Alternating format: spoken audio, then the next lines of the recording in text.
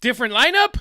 Doesn't matter. The results stay the same. The Dodgers just got Yesavaged in Game 5, and now they're heading to Toronto down 3-2, on the brink of watching their back-to-back dream vanish into thin air. Should we even trust that they can make the World Series go 7?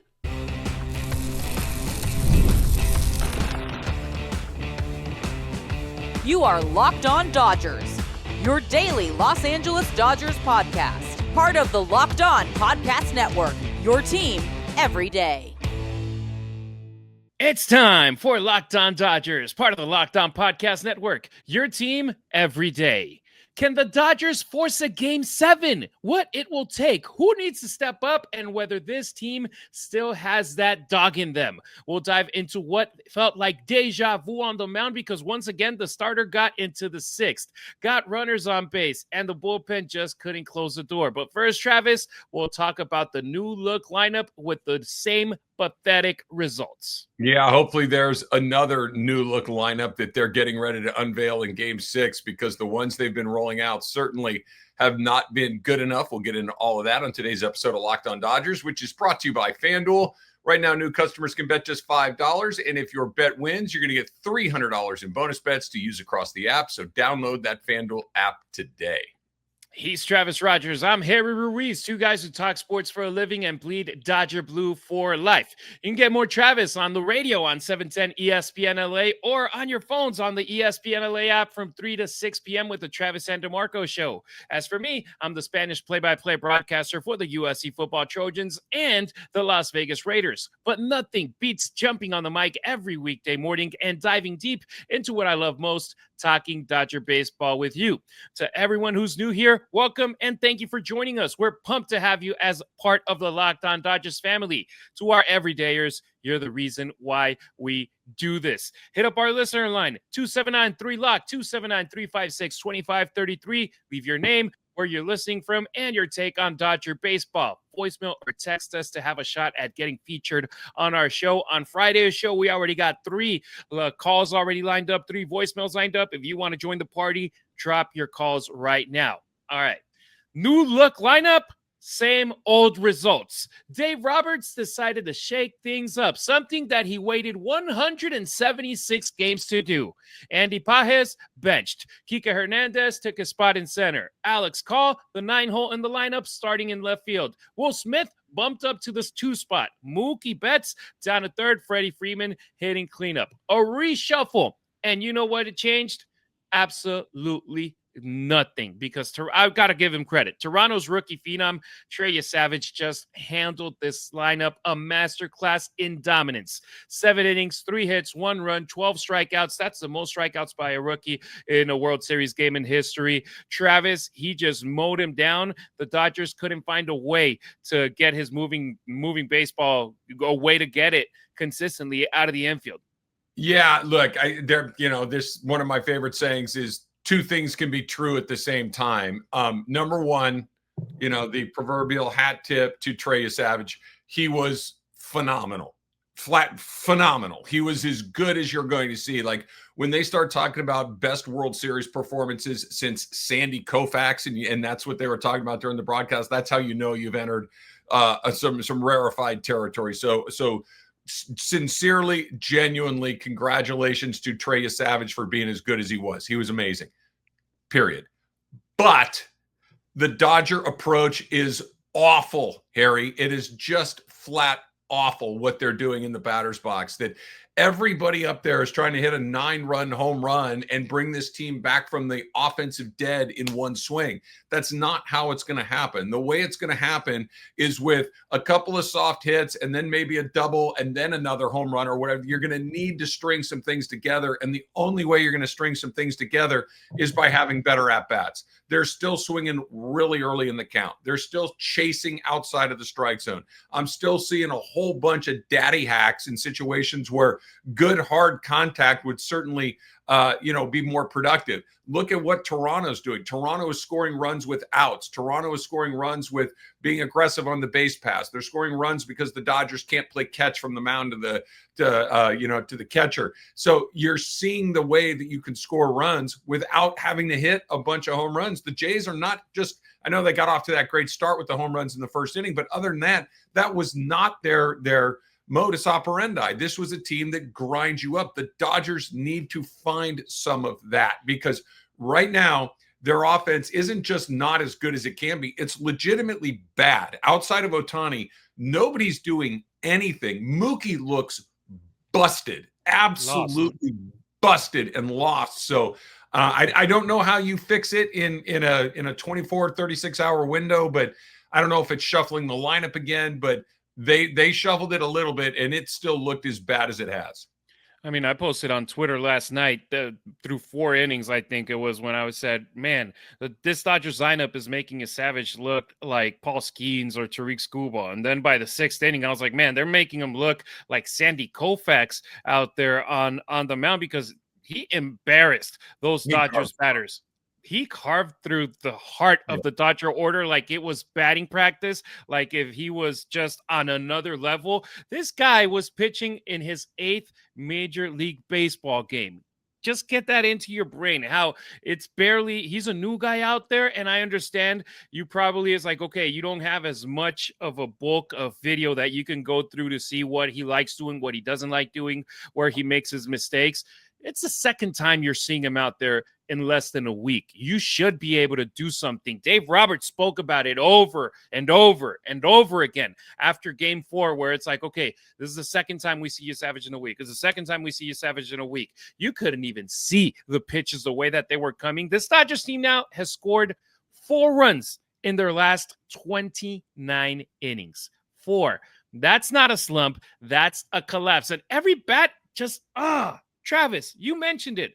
It's home run or bust. We saw that earlier in the season in series that we were frustrated against the Angels, against the Astros, even against other crappy teams, where it's like, man, guys, get on base, bring guys home, figure it out. Don't try to just be hero ball every time you're up there at the plate. Once you do that, you start getting down 1-0, 2-0. In the 6th inning, you might still have a shot, but then in the 7th, it happened for the second night in a row where you have your starter in there, and then it just collapses. Right now, the way the Dodgers are playing, just get some runs and then figure it out. Yeah, they're not able to come back from anything more than maybe a 2-run deficit. They just do not have the firepower at the moment. And I understand them making the move on Andy Pages. Andy Pages is, having a really bad postseason. I get it. I'm not saying that he needed to stay in the starting lineup in perpetuity.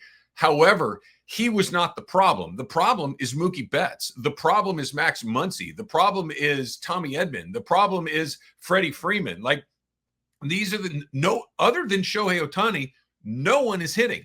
And it's all 8 of them. And I know you can't swap all 8 guys out, but when you look at the meat of the order, Will Smith, they moved him into the 2-hole yesterday.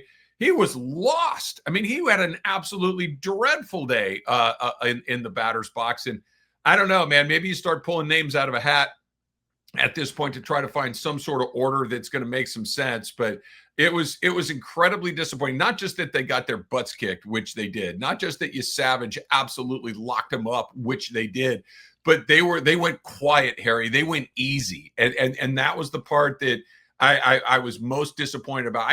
I get it. Toronto's really good. They got good players. Their pitcher was on fire last night, but make it hard on the guy. Make him work for it. I mean, how many 3-pitch strikeouts did we see? How many times did we see a guy get in the batter's box and before you could even turn around, it was 0-2 and they're just scuffling and trying like anything just to get a piece of it. That game was over in the 3rd inning. Even after Kike's home run, they immediately give the run right back. It was a really disappointing evening at Dodger Stadium. And it did not appear that they had any sort of answer for what Yesavage was doing to him. We didn't see any adjustments. We didn't see any situational hitting. We didn't see any fight from this team, and that's the most disappointing part, because if this keeps up, Travis, the only way the Dodgers win game 6 is if Yamamoto not just only throws a complete game, if he throws a no-hitter is the only way that the Dodgers would win this game, because we spoke about Andy Pages. Oh, bench him. It should be the good moment right here, blah, blah, blah, blah. If we had Andy Pages and 8 of his clones in that lineup, they would have just scored one less run than the Dodgers did in yesterday's game. Let that hit you right there. Yeah, it's not just Pages. It's all of them not named Shohei. They need to get more production there along the way. And look, can they win game 6? Of course they can. They got Yamamoto going. I know we'll talk about this coming up in just a little bit, but they're going to have to score some runs. You're not going to win 1-0. That's just not a realistic goal. You're going to have to score 5 or 6 runs to win these games. That's not a number that they've been getting to with any sort of regularity. Now, the good news is that are they capable? For sure. And if they don't, I think it's going to be a tale of two things. It's going to be, number one, the Blue Jays are really good and pitched really well, and the Dodgers bullpen was the great decider in their offense's inability to find any sort of runs. We'll have a lot of offseason to unpack exactly what the heck happened, unless they can figure it out real quick. And even Shohei Ohtani, he hasn't gotten a hit in his last 2 games. And I understand where it's like, okay, they try to sometimes pitch conservatively after he hit 2 home runs, 2 doubles. He's gone 0 for 3, 0 for 4 in his last 2 games, 8 plate appearances, only 1 walk he has been able to draw in the last 2 games. So even Shohei, you can look at his stats in the 5 games of the World Series, and it's like, okay, he's got a 400 batting average. But then the last 2 games where the Dodgers have needed him or anybody to show up, they haven't been able to do it. Him and anybody else. I hear you, and you're right, but at least he's hitting the ball hard. Like he hit a couple of balls really hard to the right side last night, which sometimes you just don't get hits, but you're hitting it hard. Like the rest of the guys, they're not even hitting the ball hard.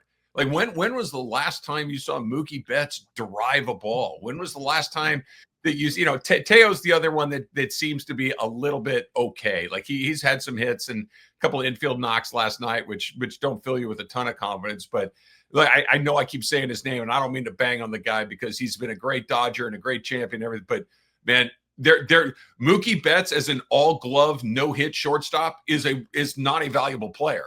He's just – you can find another one like that right now in the minor leagues. 100%. A guy that's going to catch ground balls. Okay, what makes Mookie is this unbelievable bat that comes along with his game. And right now he's Mark Belanger, Dick Schofield, just one of those. Okay, great. He makes every play shortstop, but what difference does it make if he can't get the ball out of the infield?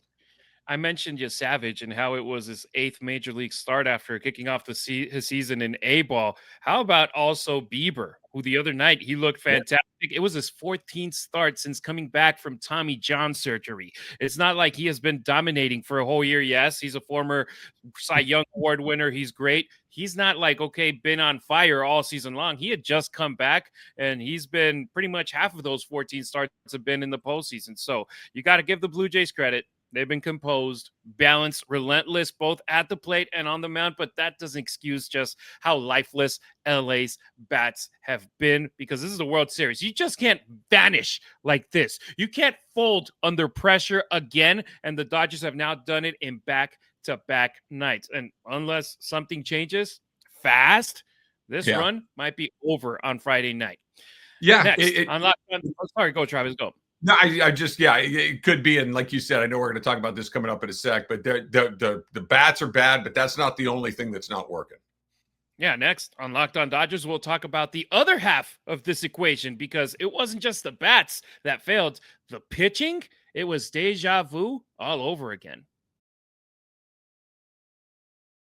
The NBA is back. Yeah, it is. And there is no better place to get in on the action than with FanDuel, the official sports betting partner of the NBA. And here's what's super fun about FanDuel. Look, maybe you're one of those guys that's on time to everything and you always know exactly where you're going, what you're going to do. But let's say you do this. Let's say you missed the start of the game. Let's say you want to get in after the game's already started. You want to ride that hot hand.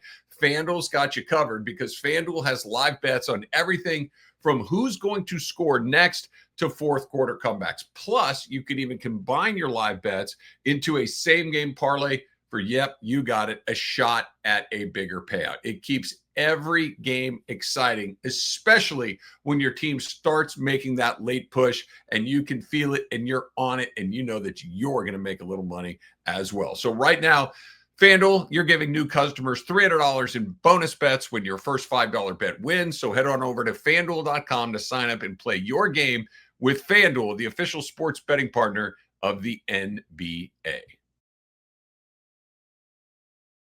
Don't forget to follow Locked On Dodgers not only on YouTube, but on X, Instagram, and TikTok as well. You can find my co-host Travis on social media at Travis Rodgers on X and Instagram. Meanwhile, I'm at Harry Ruiz on X, at Harry_Ruiz on Instagram, and at Harry Ruiz_ on TikTok. It was deja vu on the mound for LA because if you blinked, you missed the moment the game ended. Literally. 3 pitches in, that was basically your ball game. Blake Snell's first pitch launched into left field pavilion by Davis Schneider. His third pitch sent to the Dodgers bullpen by Vladimir Guerrero Jr. And at that point, everyone in Dodger Stadium knew this was going to be a long night. Travis, they were waiting on it, and they slammed those fastballs. Yeah, they jumped him. And I mean, this happens occasionally. You look at the first time through the lineup, I think all 9 guys the first time through the lineup swung at either the first or second pitch of their at-bat. They were ambush mode, right? They were trying to jump him right out of the gate. Look, it was not a vintage Blake Snell game when the first pitch that leaves your hands gets put into the seats. That's not a good omen.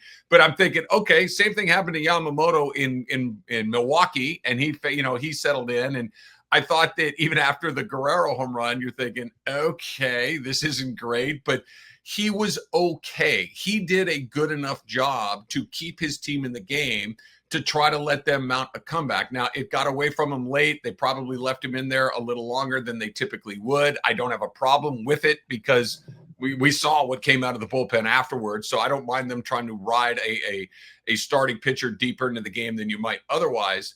And then the other part, Harry, too, was the Dodger defense let him down over and over and over again. And each time they would make a mistake, that adds another 2, 3, 4, 10 pitches to his count. So when he's out of gas in the 7th inning, he should have been into the 8th inning. That they kept just peeling pit. That play by Teoscar Hernandez in right field was horrible. Mookie botched a double play. Edman botched a double play. There were multiple instances where the Dodgers could have gotten off the field and they just couldn't execute simple plays. I mean, that ball in right field, that's a base hit. What you need to do Let it bounce. Let the ball hit the ground, play it into a single, and let Blake Snell work out of a minor trouble. Instead, you basically put that run. It's all but guaranteed to come in the way that Toronto plays because they're not going to strike out. They're not going to take daddy hacks. They're going to go up there and immediately that run comes in with a sacrifice fly. So they know how to play the game.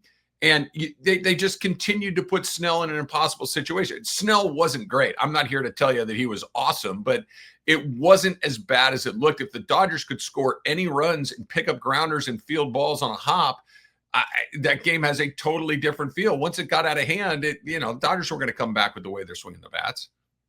Yeah, and I said game over through 3 pitches. Why? Because the Dodgers scored 1 run and Toronto had 2 runs through their first 3 pitches that they saw from Blake Snell. But like you said, through 6 innings, it was still 3-1, a game within reach. The same story that we had in game 4 with Shohei on the mound, where the game was 2-1 through 6 innings. The starters go out there in the 7th, and then it's deja vu. Snell leaves with 2 runners on. The bullpen comes in. This time, Snell had already 2 outs out there, but the bullpen comes in. Both runners score. Edgardo Henriquez, a kid who has shown flashes of brilliance in the regular season, who hadn't gotten opportunities in the postseason until game 3, that extra innings game. He looked good, but now throws a wild pitch on ball 4 to Vladimir Guerrero Jr. Inexcusable. Then Bo Bichette rips an RBI single 5 pitches later. Game over right there with the 5-1 score. It feels bad, Travis, because we were just praising this guy a couple of nights ago with that extra innings game. And now we just have to be like, you can't just, I know that it's different pitching when you're trailing than when you're tied or than when you're winning. You have to be able to just try to figure out a way where everything's the same and your goal is get an out. Yeah, I that 18-inning game, I have no idea how the Dodgers did what they did out of the bullpen in that game. It just doesn't make any sense at all. I mean, it was perhaps the greatest, or let me rephrase, the most unlikely string of zeros that you're ever going to see. Because look, when they decided to go to Henriquez, and I was yelling at my TV last night, I wanted them to leave Snell in. Because however gassed Snell was, he's a better bet than Henriquez. Henriquez is not good. Sorry, he's not. You know, he walks way too many guys. He throws way too many wild pitches. And I know that he survived that 18-inning, marathon thing. But that I felt like the writing was on the wall. He gets too amped up. He gets too pumped. And it wasn't just the misses. He's throwing the ball to the backstop. I mean, it was a complete catastrophe. So when I saw him come in, it felt like that game was just about a wrap at that point. I don't know who else they could have gone to. I don't think there's a ton of great options down there. Maybe Sheehan or something else, but maybe they're getting ready. You didn't want to burn Sasaki there. No, Sasaki, too early, you're behind. So Sasaki's not the option right there. But yeah, they got to score. Clearly, unless Yamamoto can hold them down to 1 or 2 runs and pitch 9 innings, the Dodgers are going to have to win these games with their bats, and they haven't been able to do it so far because their bullpen, we've seen it the last 2 nights. That's the bullpen. The bullpen is not what happened in game 3 where they threw up, 10 zeros in a row. That's not what this team is. This team's bullpen is, quite frankly, way below average. You have no idea what's coming out of there, maybe with the exception of Sasaki, who's been really good. But you're seeing what happens when you go to that pen. They're completely unreliable.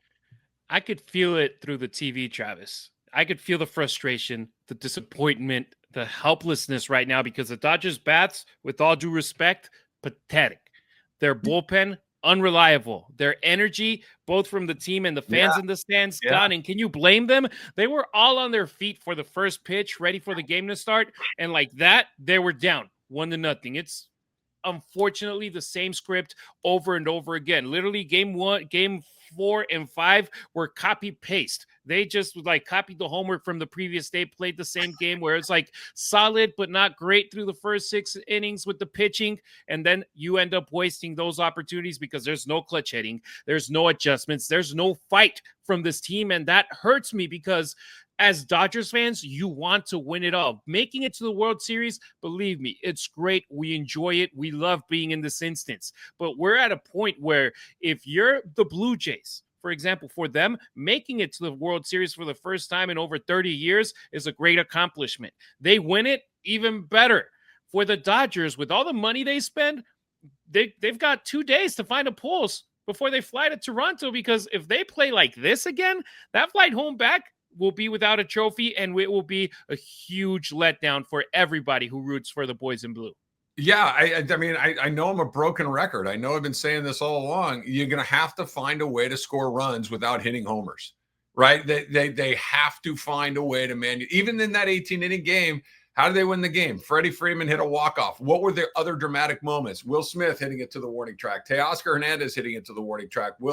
Freddie Freeman earlier in the game hitting one of the warning. There's no threat. Even when they got that leadoff double from Edman, they couldn't move anybody along. They just are not a dangerous team when it comes to grinding at bats. And if you think you're going to hit against a World Series pitching staff and hit 4 or 5 home runs in a game, good luck with that, because it's just simply not going to happen very often. Meanwhile, the Blue Jays were getting runners thrown out at home, getting caught at third. They were getting runners on base and trying to figure something out without George Springer, without Alejandro Kirk. And by the way, these 2 losses without George Springer, can you imagine how different they could have been if they had George Springer out there? The guy that replaced him at the top of the order yesterday hit a leadoff home run. It's just mind-blowing right now. But the Blue Jays, they're earning their stripes. And they're being like, hey, you didn't think we could do it. They're showing us that they definitely can. Coming up on Locked On Dodgers, we'll talk about the final stand. Can the Dodgers force a Game 7 and make history? Or are we witnessing the end of a dynasty window that never quite lived up to its potential?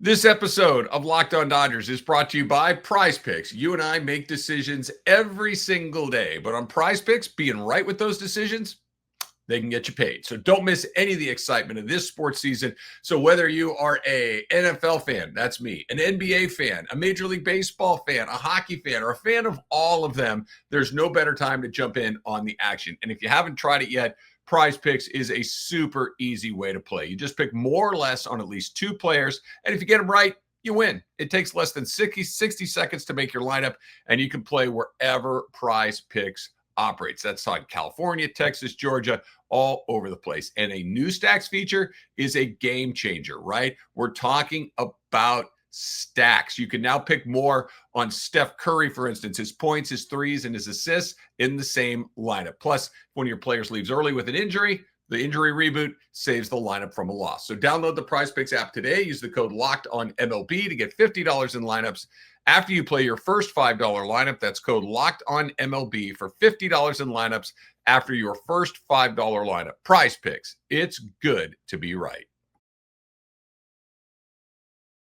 Thanks for making us your first listen wherever you may be tuning in, either on your favorite podcast app or our YouTube channel. Subscribe to it. It's free. Smash that notification bell so you never miss a beat. Full episodes, hot takes, breaking Dodgers news, and the Dodgers postcast show with Pete Fox live after the final out of every game. Hopefully, Friday isn't his last one of the year. If it drops, you're on it. That's how you become an everydayer here on Locked On Dodgers. Can the Dodgers force Game 7? Now it's do or die. Literally, win or go home empty-handed. Game 6 in Toronto. Lose, and it's over.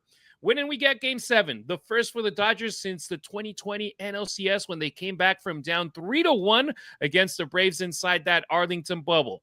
This right now, Travis, is dynasty-defining stuff.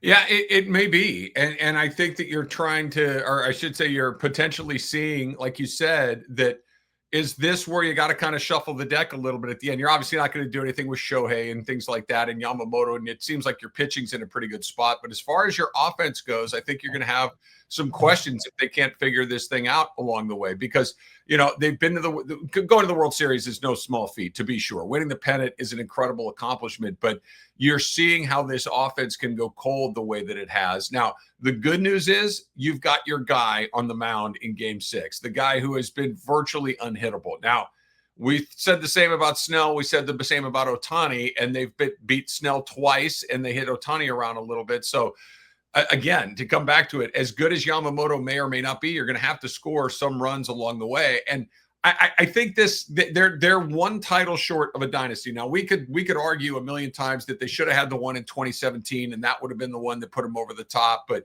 they've missed some other opportunities along the way. Getting back to the World Series every year is difficult. Think about how many different things have to break your way to have this happen. So they're behind the 8 ball. They're in hot water, to be sure. I don't think that they're dead, Harry. I really don't. Not with Yamamoto on the mound. If they can win on Friday, now all bets are off, right? It's a Game 7. Anything can happen. All you need is one guy to have a big night, and stuff can break your way. So everything is in Game 6. I think Game 6 for the Dodgers. I know Game 7, obviously, for both teams, but Game 6 for the Dodgers is an all hands on deck sort of situation. I think you're going to see them empty everything they possibly can to try to win this game. But again, for the 400th time on today's podcast, they have to find a way to score some runs.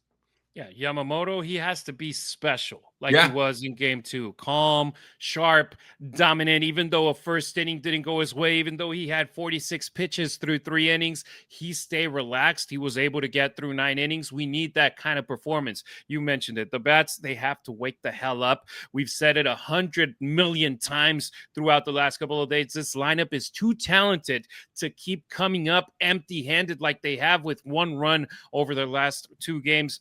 Each of them. It's crazy. But look, talent means nothing when you're taking 95 down the middle like Mookie Betts is doing every single first pitch that he faces. The broadcast brought it up where it's like, look, he's just going to look at it. He ain't going to swing. And they throw it right down the middle because they know that Mookie isn't swinging at first pitches. Dude, if everybody knows it, try to hack it. I know that if it's a pop-up, like it has been for most of the series, it's going to be even more frustrating because you didn't see at multiple pitches. But man, figure something out, because when that doesn't happen, then he's chasing sliders in the dirt, which unfortunately seems to be a pattern right now with that whole lineup. And then the bullpen too. They've got to lock in. I know that at this stage, that ain't happening. At this stage, the Yeah. bullpen locking in is probably just Roki Sasaki getting a chance, because anybody else in that bullpen, we haven't seen Robo again, which hopefully we don't need to, because that would mean that we need 2 to 3 innings out of him. But man, that bullpen has been a big letdown. They were incredible, like we said, in that 18-inning game 3 thriller, but in games 4 and 5, they reverted right back to being a liability. You can't win championships this way, Travis. And game 1 too, the bullpen was bad in game 1. Don't that matters as well. Look, I think that the pitching is going to be all right, because I think you can do Yamamoto and Sasaki to win game 6. I think game 7 can be Glasnow and Ohtani to win game 7. I think that's your pitching plan. The bullpen is not going to get better. The bullpen is not going to have a moment where all of a sudden it's like, oh, okay, they're back to it. That ain't happening. They have to score runs. They have to grind at bats. And I'm just going to steal a line from Dave Roberts. It's not just a matter of getting better pitches. It's doing damage on pitches that you can do damage on. It's not just like you mentioned Mookie Betts. There was a couple instances last night where Max Muncy with 94, 95 mile an hour fastballs over the middle of the plate that he just wasn't squaring up. And it's not just getting a better pitch. It's doing damage when you get a mistake, and the Dodgers haven't been able to do either. Exactly. And also look at the way that this team, it's been getting there. Like we said, we're used to, as Dodgers fans now, to be like, okay, this team is in the playoffs every single year for the last 13 years. That's cool. Getting to the World Series. It's our 5th trip to the World Series in 9 years. So, but winning it is what matters, because if this team loses the World Series again, that's 2 titles in 5 trips in 9 years. For most teams, that's a dream. That's for this good. team, this team, that's disappointing. I know that it's because, Travis, we don't just want to win the World Series. We want to do something that you haven't seen in a quarter century, something that hasn't been done by a National League team in pretty much half a century right now, since the Big Red and the Reds. So it's like, that's what you want to do. How many teams have won the World Series over the last 20 years? There's a lot of them. How many have done it in a back-to-back fashion? Nobody. That's what you want to be different than anybody else. No, I understand what you're saying, but look, 5 World Series in 9 years is a thing anybody would take it. 2 world titles in 9 years is something anybody would take. 3 would be better. Don't get me wrong, and I still think that they've got a chance to win. Yamamoto plus game 7, where anything can happen, they're still alive. They're in trouble, but they're not cooked yet. They got to find a way to score runs. But I hear you. One more would certainly feel a lot better, but this run that they've been on, and again, let me be crystal clear, it's not over. They still have a chance to win this game tomorrow night. I really, truly believe that. But it has been an extraordinary run, regardless of how it ends. But it would be a lot better with a back-to-back parade. Like you said, no National League team has won back-to-back World Series since the Big Red Machine in the mid-'70s. So that just kind of speaks to how challenging it is. And here are some numbers. Since 2011, 5 World Series have gone 7 games. And in 3 of them, the team that forced game 7 went on to win the whole thing. 2 of those teams hoisted the Commissioner's Trophy on the road. The Cubs in 16, the Nationals in 19, and that's the position that the Dodgers hope that they're in on Saturday night. But first things first, Friday night, where I'll be honest with you, these bats haven't earned my trust. Right now, I'm like, okay, I want to believe. I want to say they're due, but their due isn't a reason. It's a hope, Travis. Yeah, it is a hope. It is a hope. And I guess we can kind of put a button on it right here. If I said to you that Mookie Betts and Freddie Freeman and Will Smith and Max Muncy need to have a good night, that doesn't feel impossible. They're all terrific players. They're all capable of doing it. It's not like you're asking Justin Dean and Alex Call and Andy Pajas and Miguel Rojas to come up and score 8 or 9 runs. You're asking a group of Hall of Famer and perennial All-Stars to do it. So it's certainly possible, but it needs to happen, and it needs to happen almost immediately. They need to get a little bit of a cushion so that bullpen can at least take I don't want to say a deep breath, but at least a mildly deep breath. Yeah, unfortunately right here, hope doesn't hit fastballs. Nope. But if the Dodgers are going to keep this thing alive, they have to play like the team that they know they can be: disciplined, focused, fearless, because that's the only way that you survive October baseball.